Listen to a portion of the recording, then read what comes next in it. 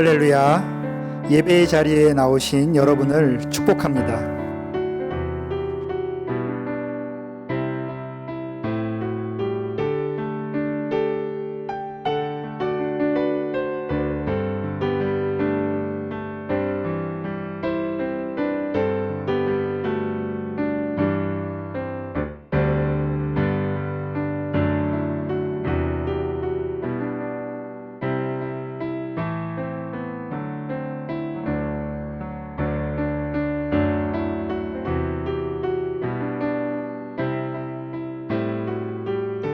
나는 전능하신 아버지 하나님, 천지의 창조주를 믿습니다.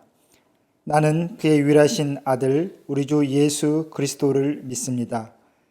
그는 성령으로 잉태되어 동정녀 마리아에게서 나시고 본디오 빌라도에게 고난을 받아 십자가에 못 박혀 죽으시고 장사된 지 사흘 만에 죽은 자 가운데서 다시 살아나셨으며 하늘에 오르시어 전능하신 아버지 하나님 우편에 앉아 계시다가 거기로부터 살아있는 자와 죽은 자를 심판하러 오십니다.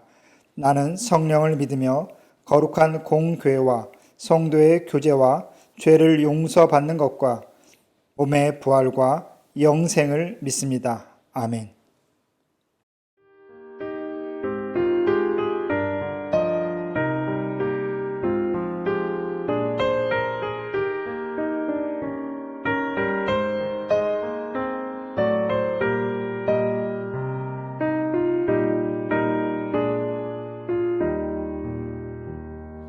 선한 목자 되신 우리 주 항상 인도하시고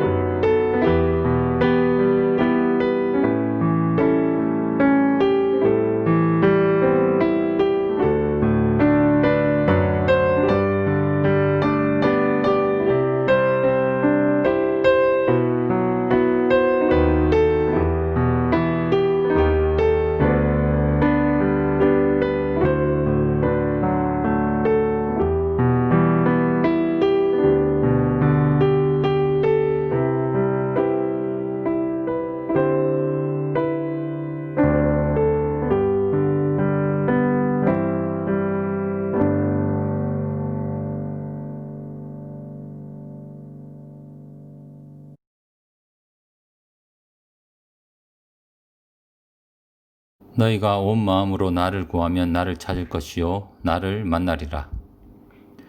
사랑의 하나님, 오늘도 우리가 건강하게 아침을 맞이하는 것이 반복되는 기적임을 고백합니다. 살아계셔서 우리를 날마다 살리시니 그 사랑을 찬양합니다. 하나님 앞에 그리고 사람 앞에 정직하게 하시고 우리의 원하는 것 속에 있는 이기적인 욕구를 하나님의 영광이라는 것으로 포장하지 말게 하여 주십시오. 이 시간 우리 속 사람을 보시는 하나님 앞에 정직한 모습으로 나와 각 가정에서 예배에 참여하는 모든 뉴델리 한인교회 교인들을 있는 그대로 받아주십시오. 주님, 조국 대한민국을 위해 기도합니다. 점점 더 공동체보다는 개인이 우선되는 사회 속에서 특별히 한국 교회가 어려운 가운데 놓여 있습니다. 다름을 악으로 정죄하는 마음을 버리게 하시고 예수님의 사랑으로 사회를 품을 수 있는 마음을 허락하여 주십시오. 하늘로 치솟은 교회 첨탑의 높이가 그 교회의 권위를 상징하는 것이 되지 않도록 해주시고 첨탑 위에 놓인 십자가를 통해 낮고 가난한 자들에게 사랑과 위로를 주셨던 그 예수님에게로 이끄는 나침반이 되게 하여 주십시오.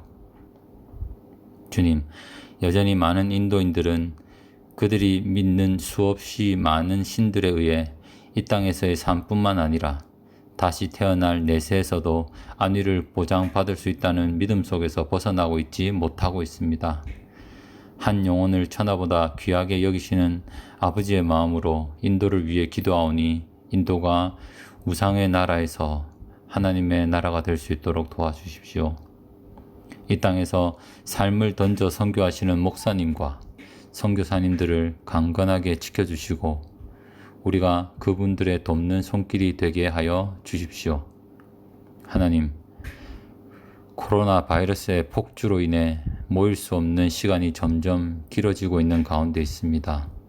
끝을 알 수 없는 어려운 시기에 놓여 있으나 뉴델리 한인교회 모두가 수시로 주님을 기억하게 하시고 수시로 묵상하게 하시고 수시로 찬양하게 하시고 수시로 감사하게 하여 주십시오.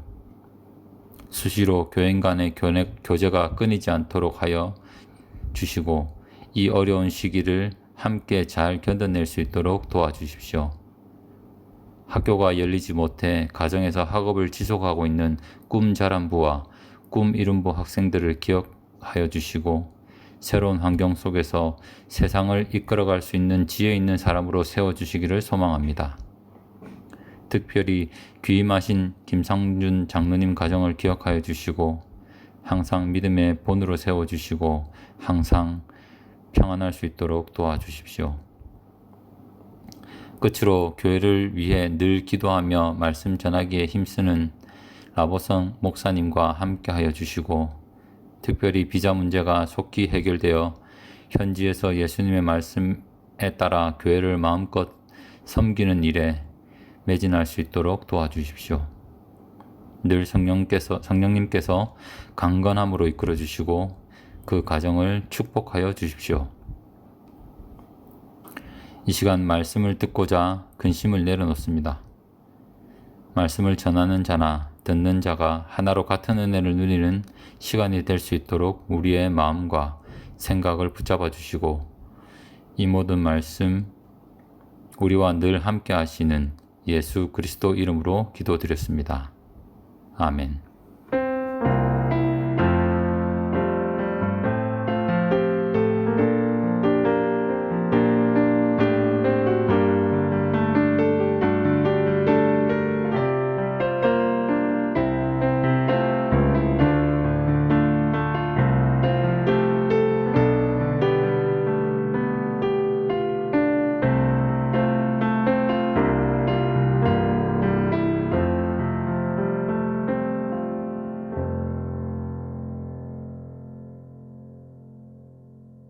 할렐루야. 이번 한 주 동안도 평안하셨습니까? 오늘도 말씀에 앞서 먼저 가슴에 손을 얹고 기도하시겠습니다. 우리의 삶의 주인 되신 하나님 아버지, 이 시간까지 우리를 한없이 사랑하여 주시고 그 은혜의 품 안에서 믿음의 평안을 누릴 수 있게 하시니 감사합니다.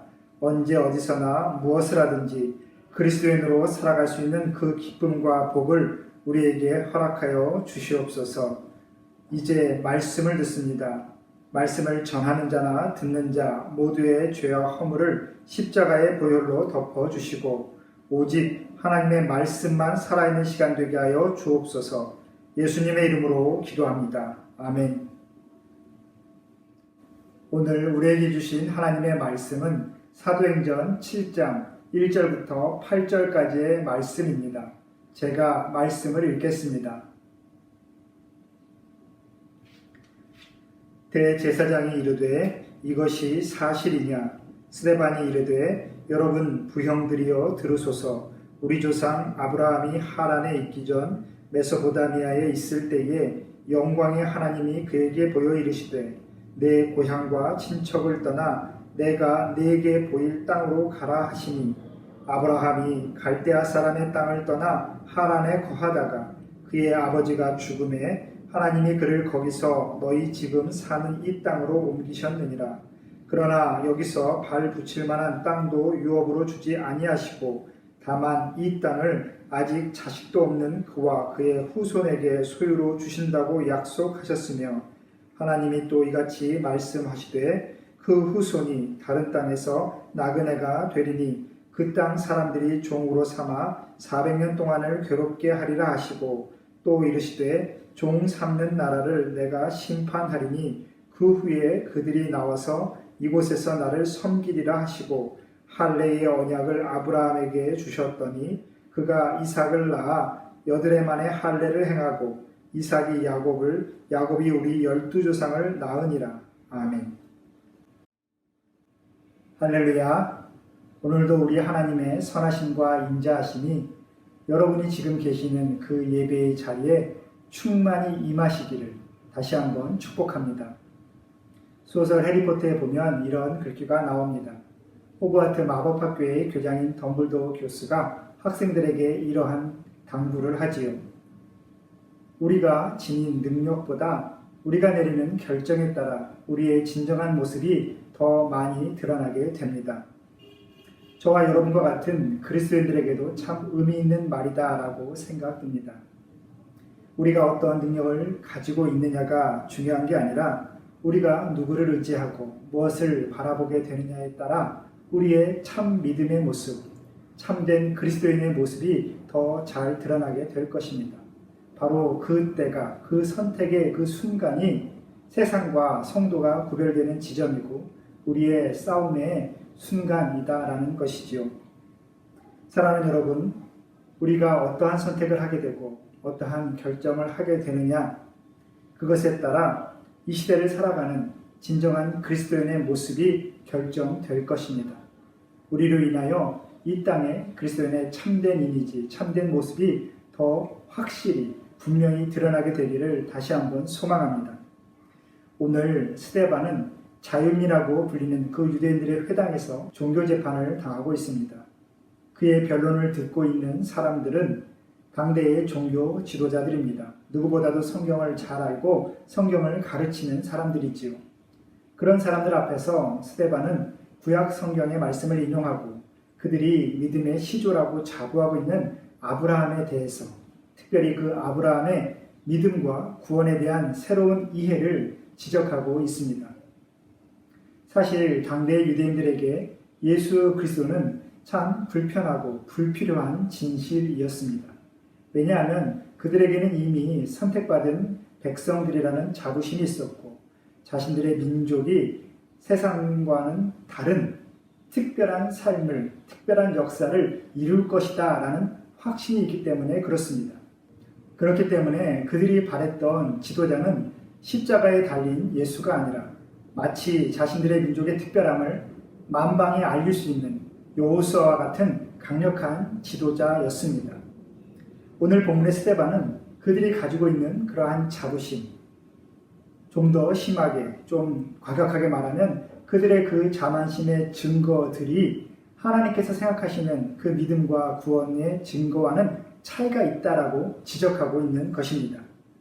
지난주 말씀드린 것처럼 유대인들이 믿음의 뿌리, 믿음의 시조라고 여기는 아브라함의 믿음은 스스로 찾아서 선택하고 결정해서 생기게 된 것이 아닙니다.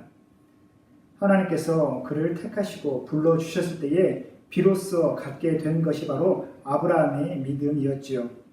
믿음은 우리의 선택과 결정에 따라 결정되는 것이 아닙니다.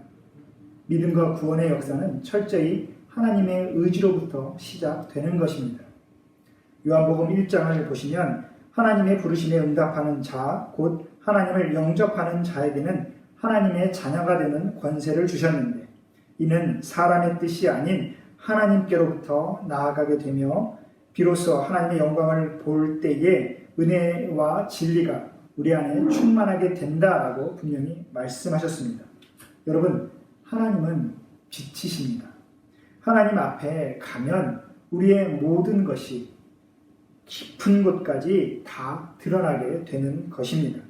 그리고 그 밝음 가운데에 우리 안에 있는 어둠이 다 몰아내어지고 비로소 우리 안에 하나님의 빛이 가득하게 되면 그때에서 비로소 하나님의 영광을 바라볼 수 있게 되지요. 그렇게 하나님의 영광 안에서 그 하나님의 그 영광이 우리 안에 가득 차게 되는 그때에 우리는 내 안의 은혜와 진리가 충만함을 체험하게 됩니다. 우리가 하나님을 빛나게 하는 것이 아니고 우리의 영광으로 하나님의 영광이 드러나는 것이 아니다라는 말씀입니다. 자연민이라고 불리는 이 유대인들은 자신들이 스스로 빛나는 존재가 되어서 영광스럽게 변화되기를 바라고 있습니다. 자신들의 특별함이 하나님을 특별하게 만들고 그것이 세상 가운데 구원의 역사를 가져오게 될 것이라고 믿는 것이죠. 그래서 자신들의 특별함을 유지하고자 고집하고 있는 것입니다.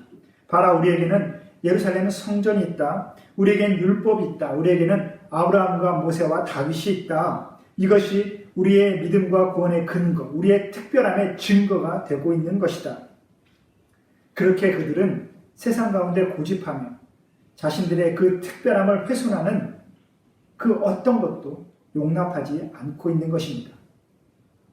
예수님께서 자신의 삶을, 자신의 내면을 들여다보고 내 안에 하나님의 선하심과 그 온전하심이 있는지를 먼저 들여다보고 회개하라는 그 말씀조차도 유대인들의 그 단단하게 굳어진 그 마음에는 들어갈 수 없었던 것입니다. 그런데 이 모든 것은 하나의 증거, 드러나는 모습일 뿐이지 믿음의 조건, 구원의 어떠한 근거는 분명히 아니었습니다. 오늘 스데반이 전하는 아브라함의 믿음의 시작은 떠남에서 시작됩니다. 모든 익숙하던 나의 일상을 다 끊어내면서 하나님께서 이끌어 가시는 그 낯설음과 새로움 가운데에 내 두려움 없이 나아가는 것, 그것이 바로 믿음의 시작이었다라는 말씀입니다. 어떻게 하면 내 삶의 기반으로 지금까지 내가 든든히 의지하고 있었던 그 모든 익숙한 일상에서 하나님께 온전히 나를 맡겨가는 그 낯설고 새로운 일상으로 어떻게 나아갈 수 있을까? 어떻게 하면 할 수 있을까? 성경은 우리에게 약속의 말씀을 신뢰하면 그것이 가능하다라고 말씀하십니다. 그 약속의 말씀을 특별히 언약이라고 정의하고 있지요. 아브라함에게 하신 이 약속의 말씀, 언약의 말씀은 창세기 12장에 처음 등장하게 되고 그 이후에 아브라함의 생애를 통해서 15장, 10장을 거치면서 더 구체화되고 현실적으로 우리에게 보여집니다. 특별히 하나님께서 아브라함에게 하신 말씀, 내가 너를 불러서 내 백성으로 삼고 복의 근원으로 만들겠다. 너는 내 말을 지키고 내가 말하는 대로 순종하여라. 내가 너의 복의 시작이고 삶의 기반이고 모든 삶의 에너지이다 라고 말씀하시는 것, 그것이 바로 하나님께서 아브라함에게 하신 부름의 모습, 부름의 시작입니다. 그리고 그것은 하나님께서 아브라함과 맺은 어떠한 계약이 아니었지요. 계약과 언약은 좀 차이가 있습니다. 계약이라는 것은 두 사람, 동등한 두 사람과의 관계에서 성립되는 하나의 거래 관계입니다. 아브라함 당시 고대 근동 지방의 그 계약의 모습을 보면 이렇습니다. 계약 당사자인 두 사람이 짐승을 준비해 와서 그 짐승을 둘로 쪼개 놓고 그것에 불을 붙인 다음에 두 사람이 그 불타는 고기 가운데로 손을 잡고 지나가게 됩니다. 이제 우리가 약속을 하여서 이 약속이 이루어질 때까지, 그 기한이 끝날 때까지 한 몸이 되었다. 그런데 만약 이 계약을 지키지 않으면 지금 불로 쪼개져서 불타는 저 고깃덩이와 같이 될 것이다.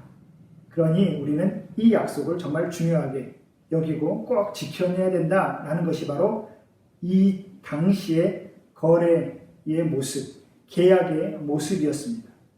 하지만 창세기 15장에서 하나님께서는 아브라함과 계약이 아닌 언약을 체결하십니다. 하나님께서는 아브라함에게 먼저 재물을 가지고 와서 그 고기를 쪼개놓고 불을 붙이다라고 말씀하시죠. 그런데 그렇게 쪼갠 고기 사이로, 불타는 그 고기 사이로 하나님께서 지나가십니다.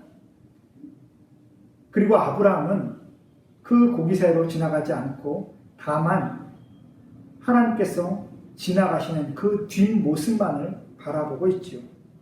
왜냐하면 하나님께서 아브라함과 맺은 언약은 아브라함에게 요구하는 것이 아니라 하나님께서 홀로 하시는 약속이기 때문에 그렇습니다. 내가 너로 하여금 만인의 아비가 되게 하고 내가 너의 복의 근원이 될 수 있도록 내가 약속하겠다. 내가 만약 이 약속을 지키지 않는다면 이 불타는 쪼개진 고깃덩이와 같이 되어도 좋다. 너는 이것을 하나의 확실한 증거로 여겨라 라는 하나의 표현이시죠. 참으로 인간적인 표현, 아브라함에게 또 우리에게 이해하기 쉽도록 직접 하나의 어떠한 퍼포먼스를 보이신 것이다 라고 말씀할 수 있습니다. 아브라함은 하나님께서 지나가실 때 같이 지나가지 못하였습니다. 왜냐하면 그는 하나님과의 그 약속을 지킬 만한 그 어떤 것도 감히 가지고 있지 못했기 때문에 그렇습니다. 하나님과의 동등한 입장이 아니지 않습니까? 그렇기 때문에 그는 그저 하나님의 뒷모습만 바라보고 하나님의 그 약속의 말씀을 받을 뿐이었다라는 말씀이죠. 그런데도 불구하고 우리가 그 이후에 아브라함의 생애를 보면 참 안타까운 마음이 듭니다. 현실적인 어려움 가운데 가뭄을 피해서 애굽으로 도망가고 그곳에서 자신의 아내를 누이라고 속이는 치욕도 당하고 또 자신의 육신이 더 이상 노쇠하기 전에 얼른 자식을 보고 싶어서 하갈을 통해 이스마엘을 얻기도 하고 정말 하나님의 약속을 온전히 신뢰하지 못하고 인간적인 어떠한 계산과 선택과 결정으로 무언가 해결해 보려는 전형적인 우리 인간의 모습을 보여주는 것이 바로 아브라함이었습니다. 그런데 분명한 것은 그럼에도 불구하고 하나님께서는 끝까지 아브라함을 포기하지 않으셨다라는 말씀입니다. 이것이 바로 은혜이지요. 여러분은 언제 믿음을 얻고 또 구원을 믿게 되셨습니까? 믿음을 얻기 위해서 특별한 수행하시고 구원을 받기 위해서 정말 어떠한 특별한 도를 득도하셨습니까? 하나님의 말씀이 내게 들려와서 내 마음을 움직이고 내 인생을 이끌어 가시는 그 하나님을 내가 체험하면서 우리는 자연스럽게 하나님 나라의 삶을 소망하게 되었습니다. 여러분, 우리에게 필요한 것은 내게 주신 그 약속의 말씀, 하나님의 그 언약의 말씀을 되새기고 끝까지 붙잡는 것입니다. 다시 한번 이번 한 주 동안 여러분에게 주신, 바로 나에게 주신 그 약속의 말씀, 언약의 말씀이 무엇이었는지 다시 한번 되새겨보고 한번 찾아보고 묵상해 보시는 귀한 은혜가 있기를 소망합니다. 특별히 스데반은 8절에서 아브라함의 믿음의 시작에 할례의 언약이 있었음을 언급하고 있습니다. 하나님은 대를 이을 후손도 없고 발붙일 만한 땅 한 조각도 없는 아브라함에게 땅과 후손의 복을 약속하여 주셨습니다. 그리고 언약의 확증을 위해서 출애굽의 역사를 예고하여 주시고 할례를 언약의 징표로 주셨지요. 분명한 것은 할례보다 언약이 먼저 있었다라는 것입니다. 창세기 12장에서 먼저 언약을 맺으시고 특별히 17장에서 아브라함이 99세가 되었을 때에 그에게 할례를 통해 언약을 확증하십니다. 할례는 하나님의 자녀가 되는 어떠한 특별한 조건이 아니라 하나의 징표, 드러나는 하나의 어떠한 모습일 뿐인 것이죠. 정말 중요한 것은 바로 믿음입니다. 믿음이 없다면 지금 스데반의 이 말을 듣고 있는 그 유대인들이 그토록 자랑스럽게 여기고 있는 할례도 율법도 예루살렘 성전도 다 무의미한 것이다. 바로 그것이 바로 하나님의 뜻입니다. 할례라는 말의 히브리어는 물오를라라는 단어인데 이것은 헬라어로 페리토메라고 합니다. 주변을 잘라낸다라는 뜻이지요. 그리고 언약에 해당되는 히브리어 단어는 베리티인데 이 베리티의 어원인 바라는 자르다, 덜어내다, 제거하다라는 뜻을 가지고 있습니다. 그러니까 언약은 뭔가를 더하고 뭔가 더 이렇게 추가해서 완성되고 만들어지는 것이 아니라 잘라내고 빼고 제거해서 어떻게 순수하게 남게 되는 것이 바로 언약이다라는 뜻을 담고 있는 것입니다. 나그네로서 아브라함을 부르시는 그때도 하나님께서는 분명히 한 가지를 강조하십니다. 떠나도록 삶의 모든 부피를 줄이고 삶의 무게를 덜어내도록 그렇게 하나님께서는 아브라함을 이끌어내시지요. 오직 하나님을 믿고 사랑하고 동행하면서 세상과 구별되게 살아갈 수 있도록 불필요한 것들을 제거해내라 라고 하신 것이 바로 언약입니다. 그렇다면 내가 가지고 있는 이 모든 것에서 내 안에 있는 것에서 다 자르고 덜어내서 내가 작아지는 것인가 라고 생각할 수 있습니다. 하지만 하나님께서는 나에게 있는 불필요한 것들, 하나님을 믿고 사랑하며 동행하면서 살아가는데 필요하지 않는 것들을 제거하게 만드시고 그리고 그만큼 하나님의 것으로 하나님의 은혜로 채워지게 하시는 것, 그것이 바로 하나님의 특별한 은혜, 바로 언약의 실현입니다. 우리가 성도됨으로 그리스도인으로 구별되는 것이 바로 그것이죠. 사랑하는 여러분, 정말 단순하고 심플한 삶을 살게 되기를 소망합니다. 우리가 믿지 않는 사람들과 세상 사람들과 구별되는 그 지점이 바로 거기죠. 나에게 불필요한 것들, 내가 하나님과 함께 하기에 필요하지 않는 것들을 얼마나 덜어내고 또한 그 안에 하나님의 것을 얼마나 내가 채워가고 있는가. 그것이 바로 세상과 성도가 구별되는 그 믿음의 자리일 것입니다. 우리도 모르는 사이에 너무나 많은 것들을 주렁주렁 걸치고 또 많은 것들을 무겁게 부담하고 있음을 다시 한번 깨달아야 합니다. 끊어야 할 것들 끊고 멈춰야 될 것들 멈추고 그렇게 해서 내 자신을 온전히 들여다보는 것, 정말 진정한 솔직하게 내 자신의 깊은 곳을 들여다보는 것이 바로 회개의 모습, 회개의 자리입니다. 예수께서 우리에게 그 한 가지를 말씀하시죠. 무언가 억지로 자책하면서 내 자신을 뭔가 낮은 존재로 그렇게 형편없는 그러한 존재로 여기라는 말이 아니라 내 안에 하나님의 것이 충만해질 수 있도록 세상의 것들을 덜어내는 그 자리, 그 시점이 바로 회개의 자리고 회개의 시점입니다. 이것이 온전하게 잘라내어질 때에 우리는 하나님의 언약의 삶, 하나님의 언약을 따라가는 삶을 시작할 수가 있습니다. 이 할례는 바로 그것의 하나의 증표입니다. 특별히 이 할례를 우리가 생각하면서 이것이 몸에 새기는 언약이라는 것을 한번 우리는 더욱 깊이 주목해야 합니다. 특별히 몸에 새기는 언약이다라고 여길 때는 두 가지의 특별한 의미를 우리가 찾아볼 수 있습니다. 하나는 우리가 눈에 보이는 하나의 새김이라는 것이죠. 몸에 흔적으로 어떠한 흉터같이 내 몸에 남기는 것이 바로 할례입니다. 내가 입에서 뱉어 그냥 흩어져 버리는 하나의 말에서 이것이 끝나는 것이 아니라 지울 수 없는 하나의 흔적으로 내 안에 남게 되는 것이죠.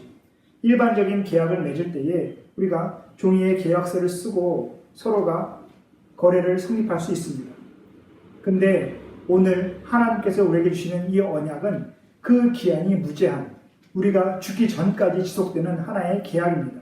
만약에 우리의 삶이 끝나는 그 지점까지 어떠한 것을 계약하고 우리가 그것을 계약서에 기록하였다면 우리는 그 계약서를 얼만큼이나 자주 꺼내 볼까요?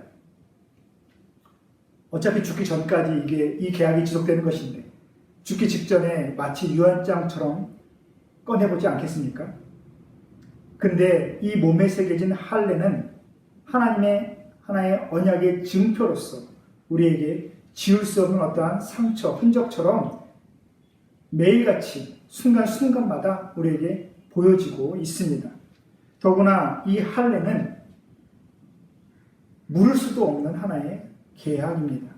이미 잘라내었기 때문에 원상복구하여 이 계약을 완전히 물러내려면 새 살이 돋아야 되는데 그렇다고 해서 온전하게 처음의 모습으로 돌아갈 수 없는 것이 바로 이 할례다라는 것이죠. 하나님의 언약은 그렇게 우리가 물을 수 없는 계약입니다. 또한 할례는 타인이 아닌 내가 확인하고 내가 보는 것입니다. 그래서 내 몸 가장 은밀한 곳에 그 언약이 있는 것이지요. 다른 사람은 모르는 것입니다. 다른 사람들로 확인하라고 할 수 있는 것도 아니지요. 우리는 우리의 신앙이 다른 사람의 시선을 의식하고 다른 사람의 평가를 주목하게 되면서 얼마나 과장되고 왜곡되었는지 우리는 알고 있습니다. 이 시대에 우리 교회의 모습, 우리 성도의 신앙의 모습이 얼마나 과장되고 왜곡되고 변질되어 있습니까? 왜 그럴까요? 내 안에, 우리 안에 새겨진 그 언약의 증표를 바라보지 못하고 다른 사람에게 평가받고 다른 사람의 시선에 따라 그 기호를 맞추려는 그 인간적인 선택과 결정에 의해서 우리의 신앙의 모습, 우리의 교회의 모습은 이렇게 변해온 것입니다. 하나님과의 언약은 분명히 사람들 앞에 드러나는 것이 아닙니다. 철저하게 신앙은 내 내면의 고백으로부터 시작되고 거기서 완성됩니다. 내 안에 새겨진 그 언약의 말씀이 나의 온 영혼을 가득하게 차오르게, 은혜로 차오르게 만들고 그 내 안에 충만한 하나님의 선하심이, 하나님의 의지가, 하나님의 약속의 말씀이 나를 뚫고 나와 내 삶의 모든 지경으로 흘러나가게 되는 것, 그것이 바로 언약의 증거이고 언약이 세상 가운데 실현되는 그 모습입니다.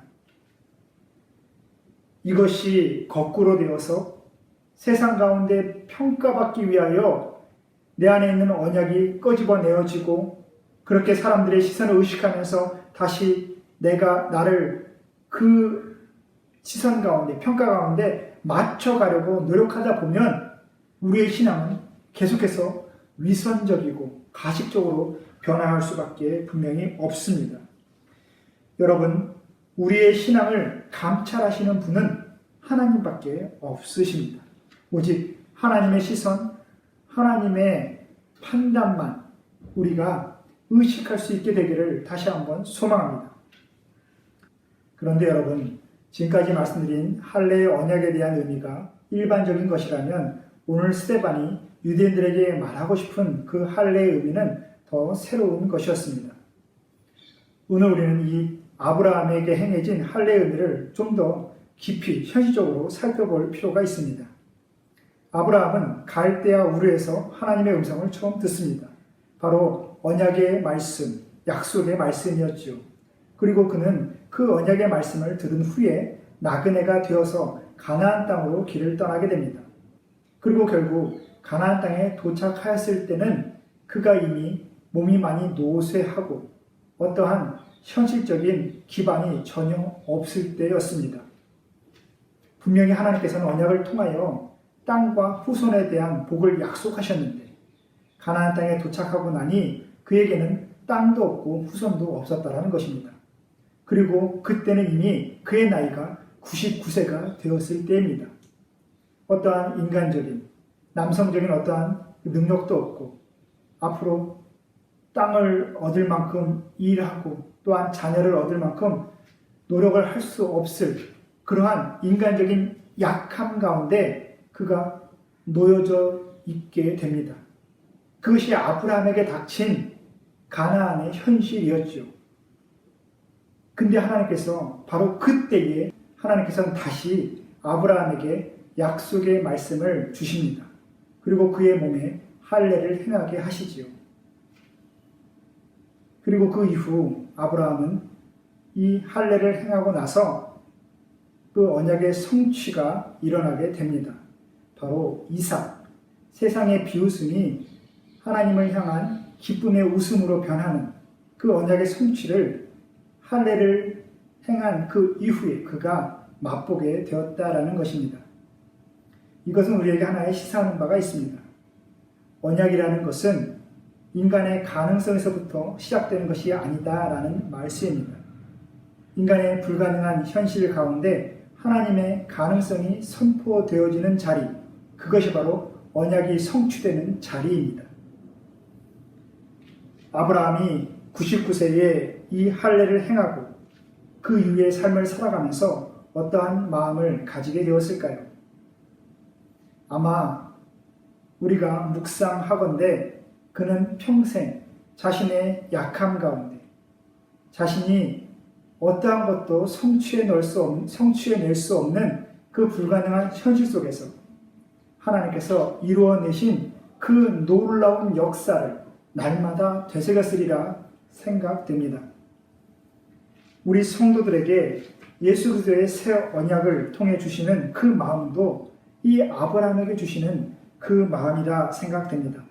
우리가 아직 죄인 되었을 때에 우리에게 어떠한 선한 가능성도 없었을 그때에 하나님 우리에게 찾아오셔서 예수 그리스도의 새 언약을 주셨습니다. 그러면서 말씀하시죠. 우리를 구원하시고 우리와 언제나 함께 있겠다라고, 내가 너와 더불어 먹고 마시겠다. 이 땅을 함께 살아가겠다. 나는 너를 통하여 이 땅에 나의 모습을, 나의 은혜를, 하나님 나라의 그 평안을 이 땅 가운데 드러내겠다라고 말씀하고 계십니다. 그러기 위하여 우리를 성도라는 그 거룩한 옷을 입혀주시고 우리가 그 일을 감당할 수 있을 때까지 끊임없이 우리를 만지고 또 새롭게 하시고 고쳐나가고 계시는 분이 바로 하나님이시다라는 말씀입니다. 여러분, 언약의 주체는 하나님이십니다.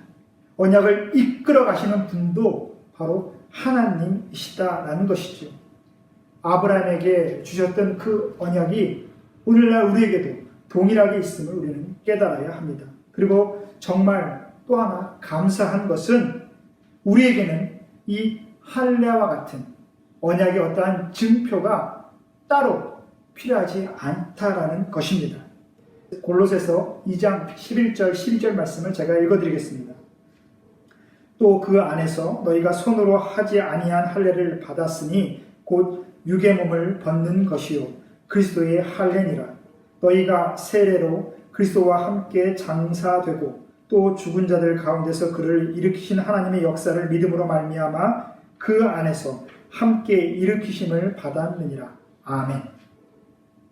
오늘 이 사도행전 7장에서의 유대인들은 육체의 할례가 하나님의 백성임을 나타내는 유일한 증거라고 고집하고 있지만 예수 그리스도의 십자가와 부활의 은혜를 이미 받아서 성령 하나님께서 마음의 중심에 들어와 계신 우리에게는 더 이상 할례는 의미가 없는 것입니다. 여러분 다 세례를 받지 않으셨습니까? 세례라는 것은 바로 우리가 할례를 받은, 영적인 할례를 받은 중요한 증거이자 바로 의식입니다. 오직 성령 안에서 마음이 새로워져서 내가 지금까지 익숙하게 여겼던 내 과거의 모든 것을 뒤로하고 다 끊어내고 이제 하나님의 것으로 내가 채워가겠다. 예수 그리스도의 그 삶의 모습을 닮아가며 성령 하나님께서 내 안에 들어와 계셔 하나님의 역사, 하나님의 일을 이루어 가시는 것을 내가 지켜내겠다라고 결단하는 것이 바로 세례이지요. 그것이 우리에게 행해진 바로 영적인 할례인 것입니다. 바울은 이것을 로마서에서 마음의 할례다라고 분명히 우리에게 가르쳐 줍니다. 마음의 할례는 마음 가죽을 벤다라는 구약의 표현으로도 알 수 있지만 마음의 본질적인 변화를 의미하는 것입니다.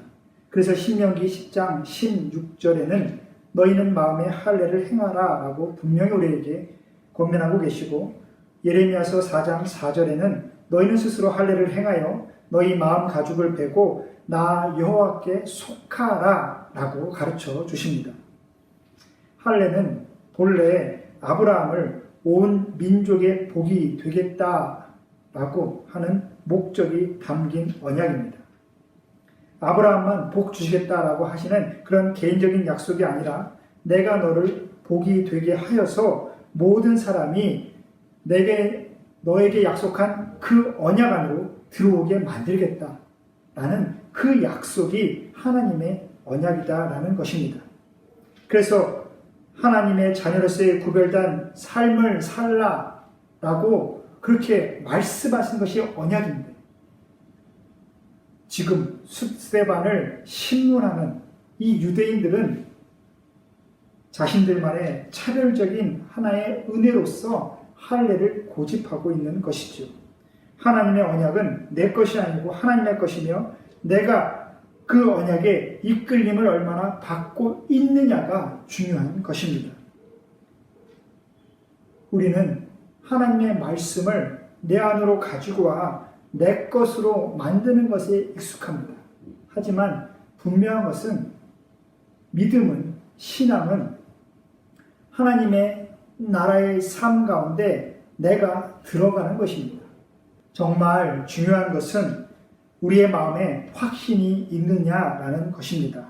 더 확실하게 말씀드리면 내게 주신 그 언약의 말씀이 내 안에 새겨져 있음을 내가 확신하고 있느냐, 확실히 믿고 있느냐라는 것이지요. 여러분은 여러분을 향한 하나님의 뜻이 무엇인지, 여러분을 어떻게 이끌어가고 계시는지 체험하고 있으십니까? 정말 그런 은혜가 저 여러분에게 더욱 충만히, 정말 풍성히 행해지기를 다시 한번 소망합니다. 우리는 참 이 과정이 어렵다라고 생각하고 있습니다. 하지만 오늘 아브라함을 통해서 보는 것처럼 우리는 그저 한 걸음을 떼면 되지 않을까 싶습니다. 언약, 할례, 오늘 말씀드렸지만 언약이라는 것은 결국 자르고 덜어내는 하나의 결단을 우리에게 요구하고 있습니다. 내 삶에서 먼저 잘라낼 거 잘라내고 덜어낼 거 덜어내면서 내 마음에 성령 하나님의 함께 하심으로만 충만할 수 있게 되기를 우리가 정말 간절히 구하기를 소망합니다. 사랑하는 성도 여러분, 여러분의 일상이 요즘 많이 단순해지지 않으셨습니까? 코로나 바이러스로 인해서 우리의 일상이 정말 심플해진 것 같습니다.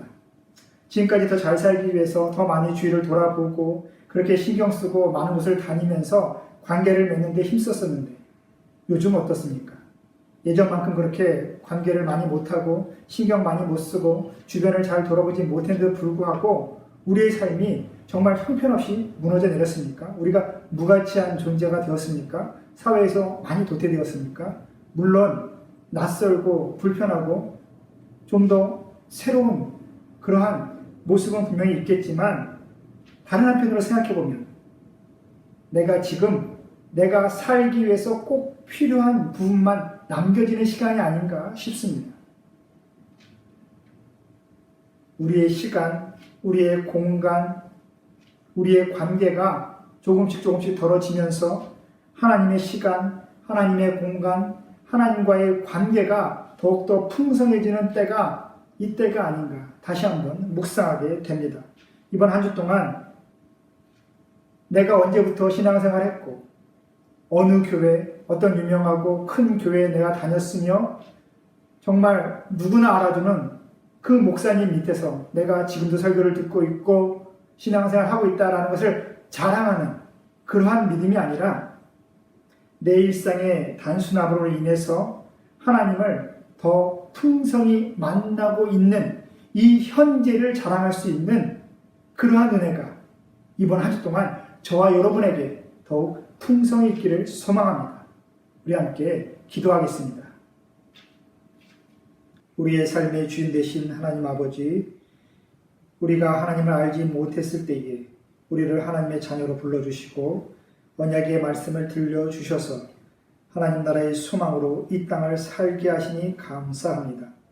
오늘 스데반을 통해 일깨워 주신 것처럼 나의 힘으로 나의 것으로 믿음을 자랑하지 않고 나의 의지와 소망으로 인하여 하나님의 선한 뜻을 왜곡하지 않도록 우리의 믿음을 다시 한번 온전히 붙잡아 주시옵소서. 내게 주신 하나님의 언약을 다시 한번 깊이 새기며 내 마음의 중심에서 내 의지가 덜어내어지며 하나님의 선한 의지로 충만히 차올 수 있도록 주님 도와주시옵소서. 특별히 요즘 한국과 인도, 양국으로 서로 이동하고 있는 우리 성도들의 그 여정을 기억하여 주시고 안전하게 보호하여 주시며 어디서나 속히 안정되고 무엇을 하든지 하나님과 함께 동행하며 날마다 평안을 누릴 수 있는 그 복이 모든 성도들에게 있도록 주님 허락하여 주시옵소서. 특별히 우리 자녀들의 믿음을 기억하여 주시고 각 가정에서 환경과 조건에 흔들리지 않는 굳건한 부모의 믿음을 자녀들에게 삶으로 보여줄 수 있도록 주님 부모 세대를 붙잡아 주시옵소서. 그리고 이 시기에 사무실로 출퇴근하고 있는 우리 남성계 회원들의 건강을 주님 지켜주시고 늘 하나님의 크신 손으로 보호하여 주옵소서. 이번 한 주 동안도 주님 안에서 더욱 단순한 일상을 살아가는 그 은혜를 누리기를 다시 한번 소망하며 예수님의 이름으로 기도합니다. 아멘.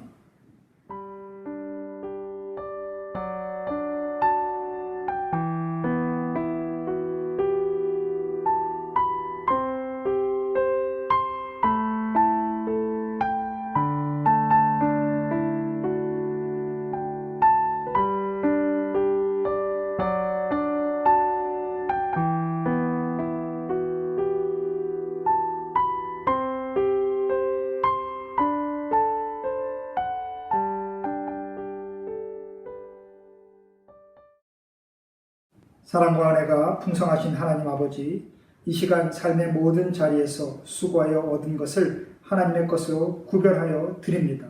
주님, 그 마음을 기뻐 받아주시고 그 손에 담긴 기도를 주의 선한 뜻 가운데 반드시 응답하여 주옵소서.